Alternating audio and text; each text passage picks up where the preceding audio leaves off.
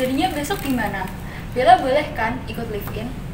Kalau menurut Bella gimana? Bella sudah yakin? Kalau aku sih udah yakin nih.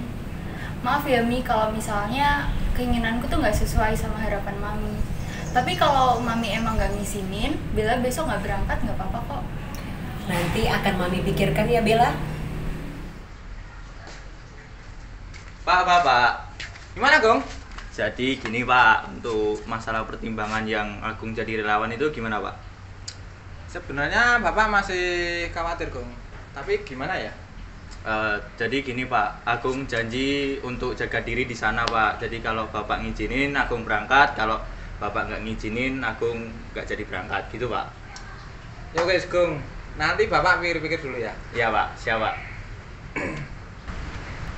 Bun, Iya Kak, ada apa? aku jadi ikut relawan ngajar nggak apa-apa ya Bun? Aduh Kak, kenapa kamu nggak ikut di paroki saja? Coba kamu cari hal-hal yang sekiranya kamu sukai di paroki kita. Gimana ya Bun? Itu mumpung ada kesempatan buat dapat pengalaman baru di sana. Tapi kalau Bunda nggak ngizinin ya udah, aku cari kegiatan lain aja. Gimana ya Kak? Coba nanti Bunda pikirin lagi ya.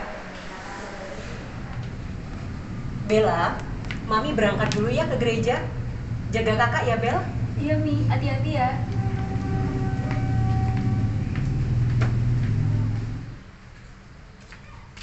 Gong? Ya, Pak. Bapak berangkat gereja dulu. Oh iya, Ke Pak. rumah ya. Ya, Pak. Siap, 86. Siap. Jadi, Pak. Kak, Bunda pamit dulu ya, mau ke gereja, mau ada pertemuan. Jaga rumah ya.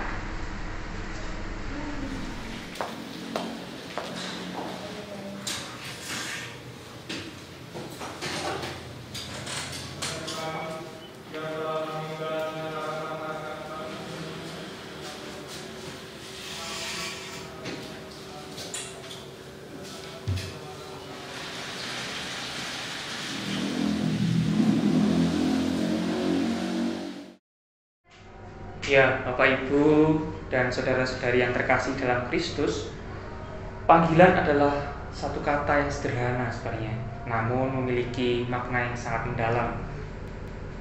Karena tidak, dalam kehidupan sehari-hari kita tentu sering mendapat panggilan, baik panggilan secara langsung, melalui orang-orang yang kita jumpai, lalu panggilan secara tidak langsung, dari gadget yang kita miliki, atau bahkan panggilan alam yang sulit kita tolak.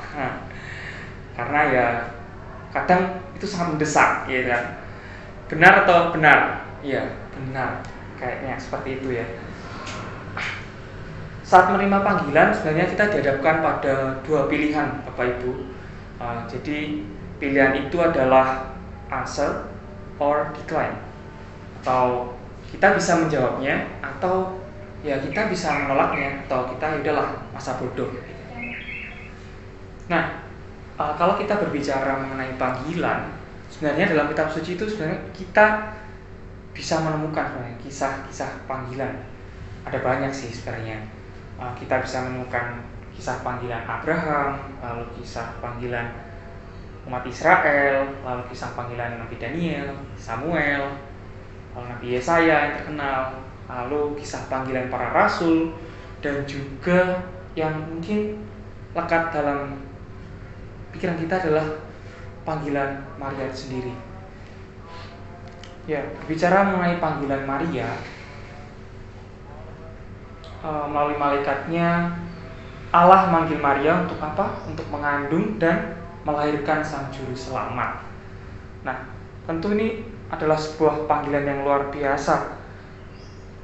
Mungkin saat ini ketika kita membaca kitab suci, kita juga berpikir demikian. Wah, kok bisa seperti itu ya? Hebat sekali gitu kan.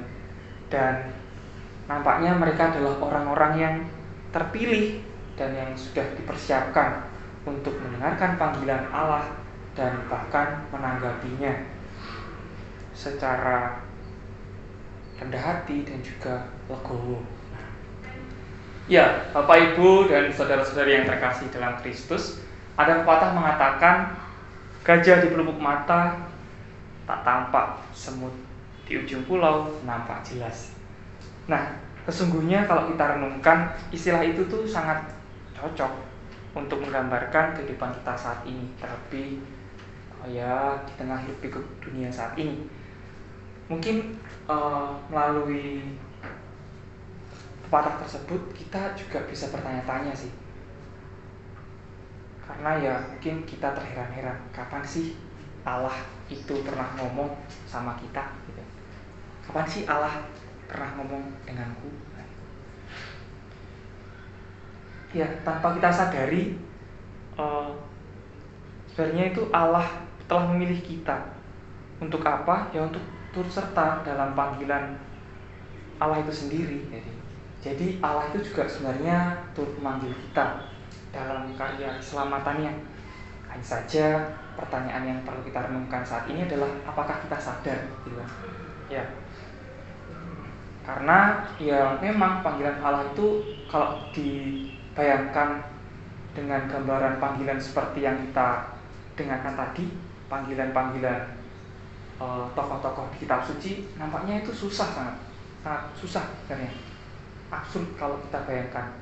Tetapi tanpa kita sadari sebenarnya melalui orang-orang di sekitar kita itu sebenarnya Allah juga turut memanggil kita melalui mereka.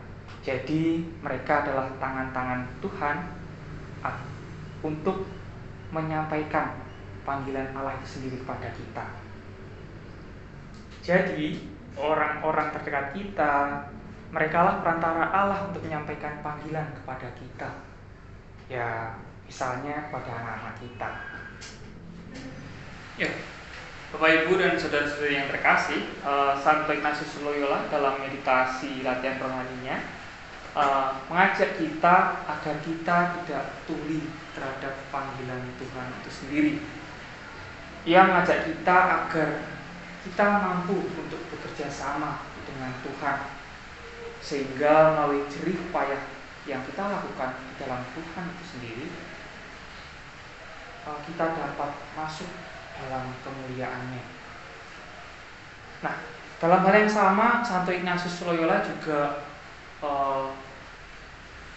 mengajak kita semuanya agar kita mampu memiliki semangat kebesaran jiwa, manyangiti atau yaitu tadi legowo, yaitu melalui pemberian diri dan juga pengorbanan diri yang total kepada Tuhan.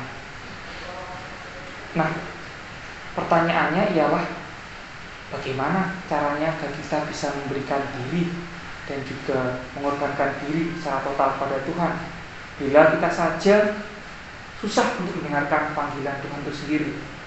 Nah, bila kita renungkan sebenarnya kita bisa belajar dari tokoh-tokoh dalam kitab suci melalui kisah-kisah panggilan yang ada dalam kitab suci. Sebenarnya kita bisa belajar satu hal yang bisa kita pakai sebagai pijakan agar kita mampu mengorbankan diri dan menyerahkan diri secara total kepada Tuhan. Nah, kita mungkin bisa bertanya, apa sih yang dimiliki oleh contoh seperti saja Bunda Maria? Apa sih yang dimiliki Bunda Maria sehingga Bunda Maria mampu menyerahkan diri secara total pada panggilan Tuhan? Ya, bila kita bisa menarik kesimpulan dan merenungkannya, Bunda Maria itu memiliki satu nilai yang belum kita miliki. Nilai itu apa? Nilai itu adalah kerendahan hati. Nah, di sini pengorbanan diri itu tidak akan terasa sungguh menyentuh, sungguh penuh jika kita belum mencapai apa yang dinamakan dengan kerendahan hati. Nah, di sini bila saya boleh mengklasifikasikan tentang kerendahan hati, sebenarnya ada 3 tingkat kerendahan hati itu sendiri. Yaitu yang pertama, kerendahan hati untuk taat kepada hukum Tuhan.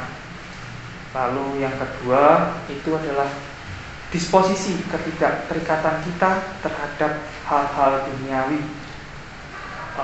Jadi kerendahan hati itu mengindikasikan agar kita mampu menyerahkan segala sesuatu kepada Tuhan. Ya.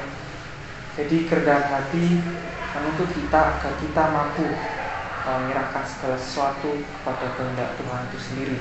Seperti apa yang telah dilakukan oleh Bunda Maria, ya, ketika ia menerima kabar dari malaikat Gabriel, ya mungkin ia takut, tapi apa yang ia katakan pada saat itu, Bunda Maria mengatakan, terjadilah padaku menurut perkataanmu.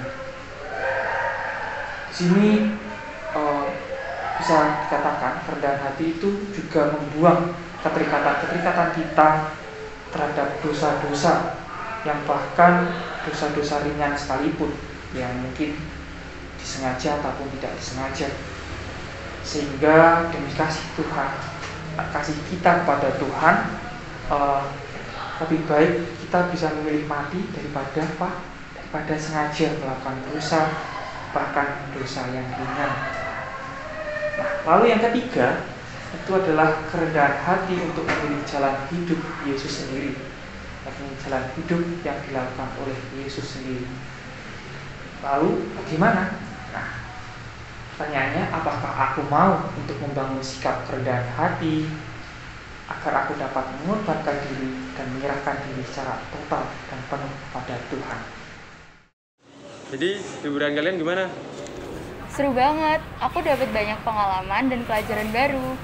Sama kayak Bella sih, kalau kamu gimana Yuk? Wah, sama dong. Gak nyangka aja ya kita ngelakuin hal yang di luar ekspektasi kita. Iya, keren ya kita. Terus, kita mau ngapain di liburan selanjutnya?